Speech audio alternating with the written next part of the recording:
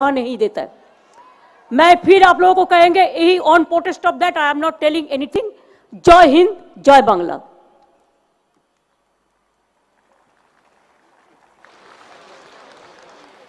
আপনাদের সকলের কাছে আমরা সহযোগিতা প্রার্থনা করি। এইবারে আমরা একে একে কিছু উদ্বোধনে যাব। 1926 থেকে 1938 এই সময়কালে নেতাজির লেখা মহামূল্যবান চিঠির সংকলন করা হয়েছে একটি গ্রন্থের আকারে। এই গ্রন্থটি 3টি ভাষায় নেতাজির চিঠিপত্র নামাঙ্কিত এই গ্রন্থটি প্রকাশ করার জন্য আমরা আমন্ত্রণ জানাই মাননীয় প্রধানমন্ত্রী শ্রী নরেন্দ্র মোদীজিকে। हिंदी में, सरल हिंदी में मैं कहना चाहूंगा, हम अनुरोध करेंगे आप माननीय प्रधानमंत्री श्री नरेंद्र मोदी जी का कि letters of Netaji from 1926 to 1938 जो 3 भाषाओं में बांग्ला, हिंदी और अंग्रेजी में है, इस किताब का अनावरण करें।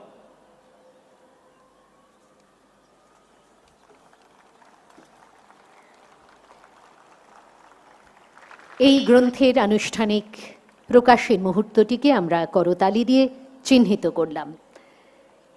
এরপরে আমরা চলে যাব নেতাজির এই বিশেষ জন্মজয়ন্তী উপলক্ষে প্রস্তুত হয়েছে একটি স্মারক মুদ্রা।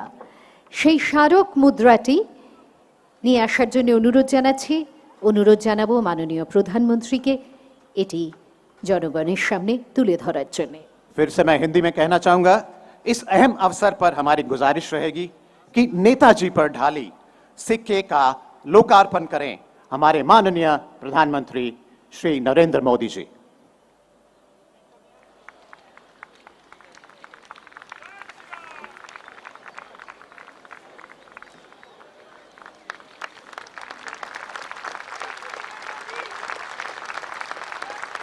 প্রকাশিত হলো এই স্মারক মুদ্রা।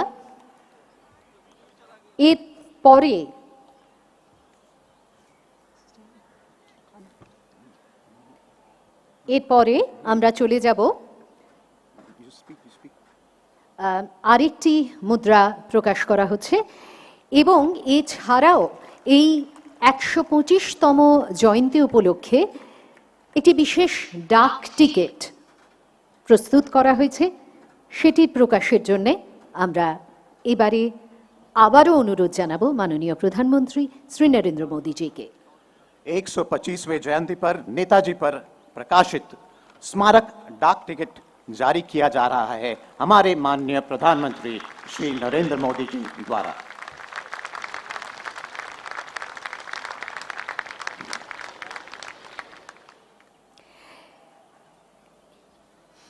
ইন্ডিয়ান ন্যাশনাল আর্মি, নেতাজির সংগঠিত আজাদ হিন্দ ফৌজ, নেতাজির অনুপ্রেরণায় তার ডাকে সাড়া দিয়ে জীবন বাজি রেখেছিলেন ইংরেজ মহাশক্তির বিরুদ্ধে লড়াইয়ে নিবেদিত প্রাণ সেই দেশভক্তরা।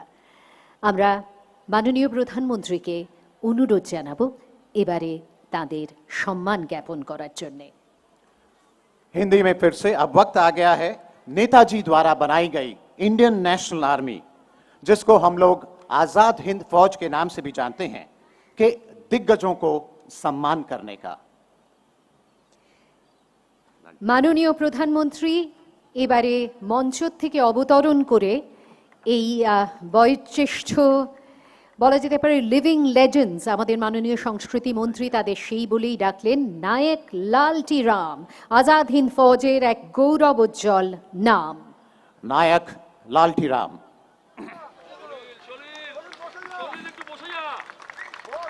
উত্তরীয় পরিয়ে দিচ্ছেন শাল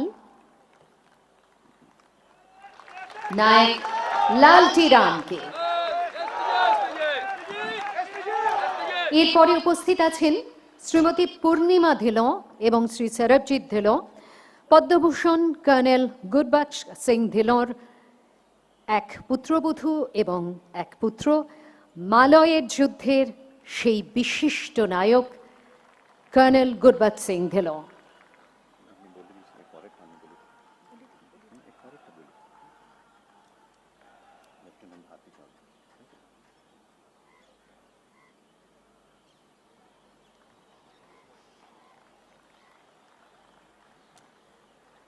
अब बारी है लेफ्टिनेंट भारती चौधरी, जिनका विवाह के पहले उपनाम था लेफ्टिनेंट आशा सहाय। वो रानी ऑफ झांसी रेजिमेंट से थी। ঝাঁসির বাহিনীর আশা ডক্টর BN পান্ডে আইএনের আরেক পরাক্রমী সেনানী। মাননীয় প্রধানমন্ত্রী এবং অন্যান্য বিশিষ্টজন তারা মঞ্চ থেকে অবতরণ করে সম্মান জ্ঞাপন করলেন এবং এবারে সেই বহু প্রতীক্ষিত মুহূর্ত এসে গেছে। আমরা অনুরোধ জানাবো মাননীয় প্রধানমন্ত্রী শ্রী নরেন্দ্র মোদীজিকে তার এই জন্মজয়ন্তীর নেতাজির জন্মজয়ন্তীর উদ্বোধনী ভাষণ প্রদান করার জন্য। हमें बहुत गर्वित महसूस हो रहा है ये ऐलान करते हुए कि अब हमारे माननीय प्रधानमंत्री श्री नरेंद्र मोदी जी हमें संबोधन करेंगे। उनका जोरदार तालियों से स्वागत किया जाए।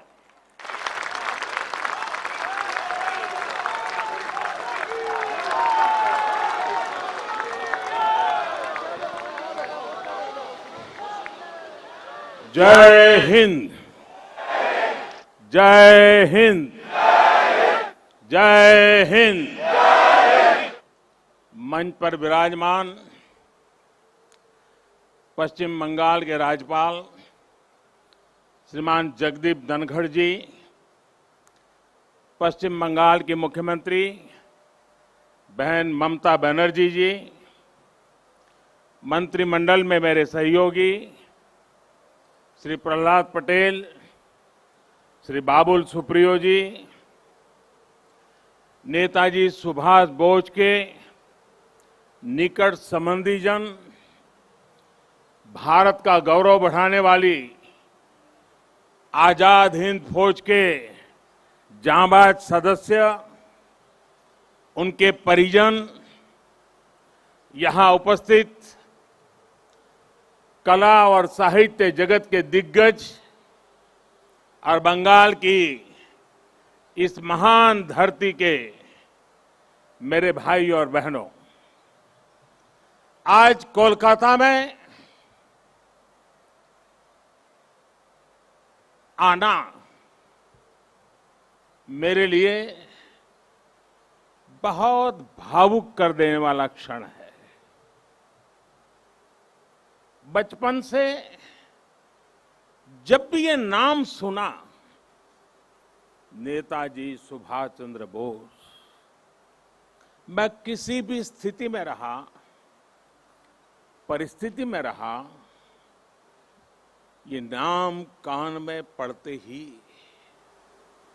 एक नई ऊर्जा से भर गया।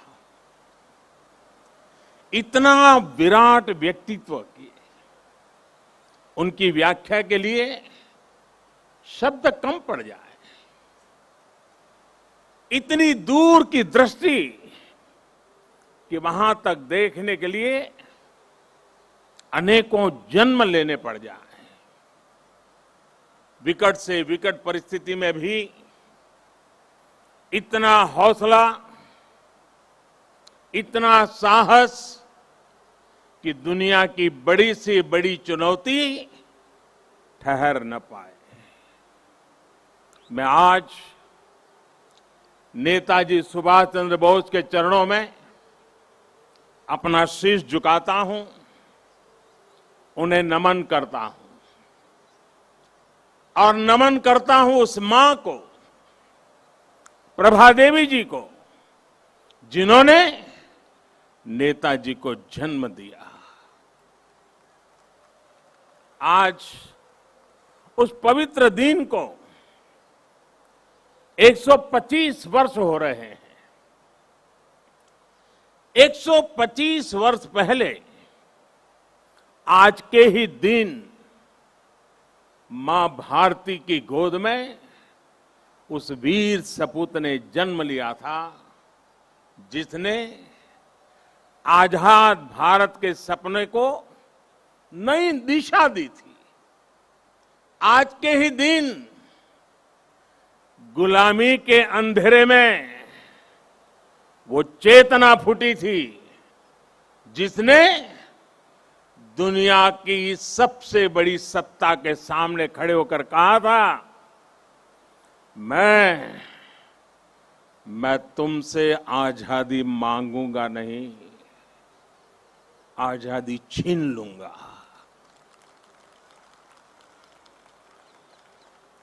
आज के दिन सिर्फ नेताजी सुभाष का जन्म ही नहीं हुआ था, बल्कि आज भारत के नए आत्मगौरव का जन्म हुआ था। भारत के नए सैन्य कौशल्य का जन्म हुआ था। मैं आज नेताजी की 125वीं जन्म जयंती पर कृतज्ञ राष्ट्र की तरफ से इस महापुरुष को कोटि कोटि प्रणाम करता हूं, उन्हें सैल्यूट करता हूं। साथियों, मैं आज बालक सुभाष को नेताजी बनाने वाली, उनके जीवन को तप, त्याग और तितिक्षा से घड़ने वाली बंगाल की इस पुण्य भूमि को भी आदरपूर्वक नमन करता हूं। गुरुदेव श्री रविंद्रनाथ टैगोर, बंकिम चंद्र चट्टोपाध्याय, शरद चंद्र जैसे महापुरुषों ने इस पुण्य भूमि को राष्ट्र भक्ति की भावना से भरा है। स्वामी रामकृष्ण परमहंस, चैतन्य महाप्रभु, श्री अरबिंदो, मां शारदा, मां आनंदमयी, स्वामी विवेकानंद, श्री श्री ठाकुर अनुकूल चंद्र जैसे संतों ने इस पुण्य भूमि को वैराग्य, सेवा और आध्यात्म से अलौकिक बनाया है।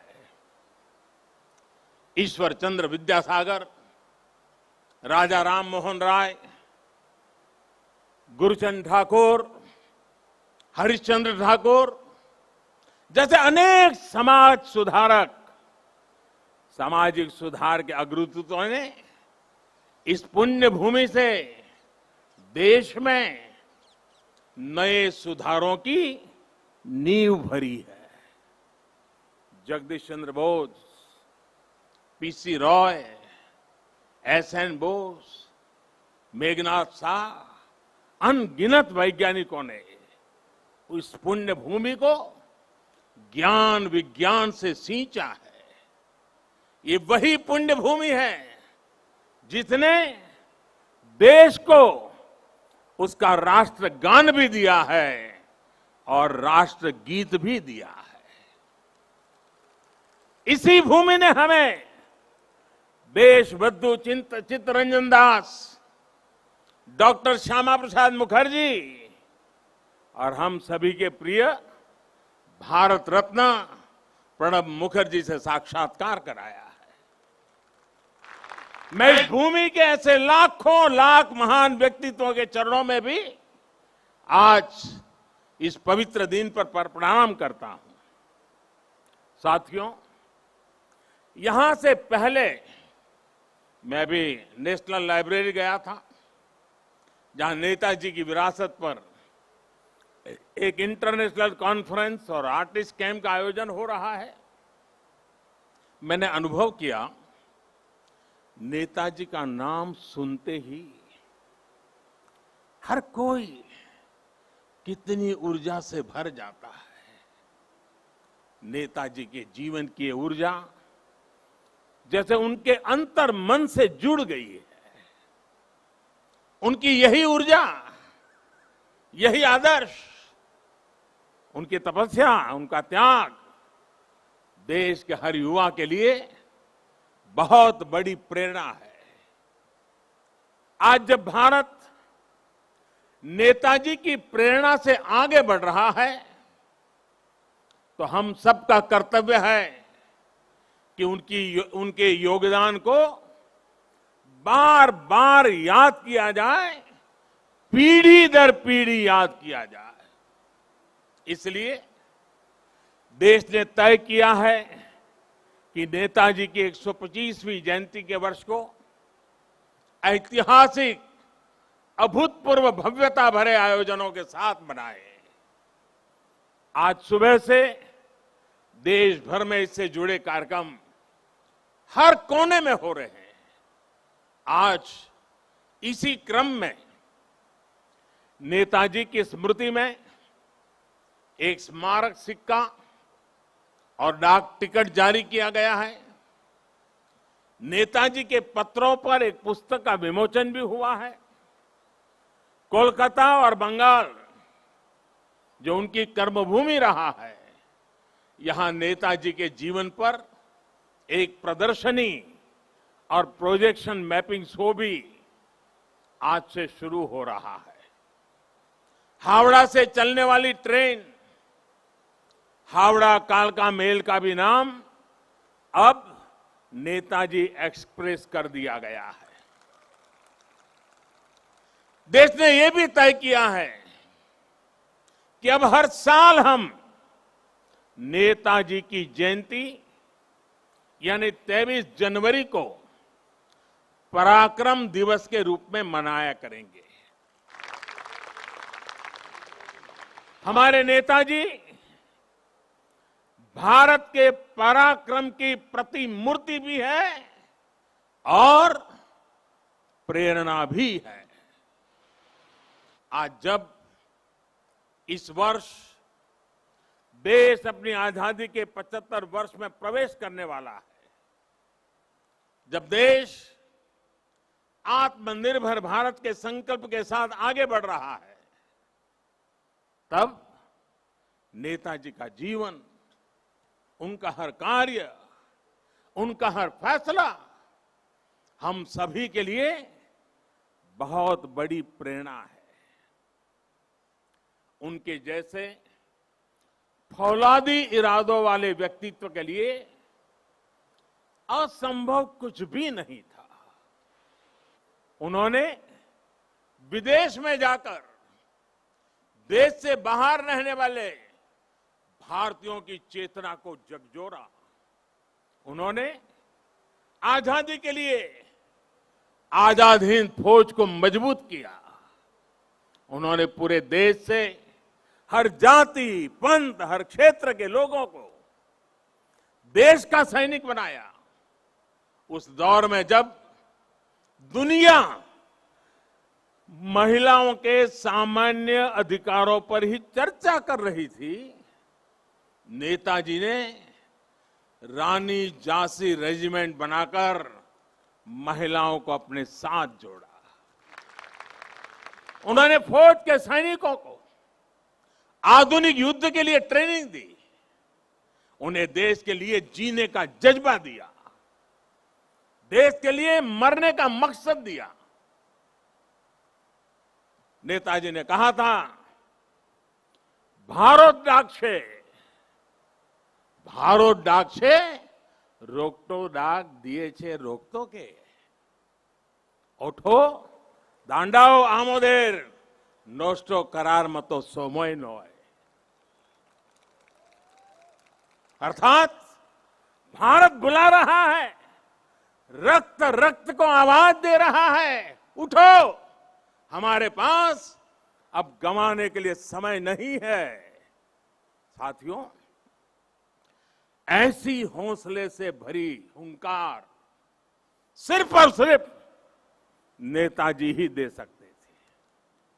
और आखिर उन्होंने दिखा भी दिया कि जिस सत्ता का सूरज कभी अस्त नहीं होता, भारत के वीर सपूत रणभूमि में उससे भी परास्त कर सकते हैं।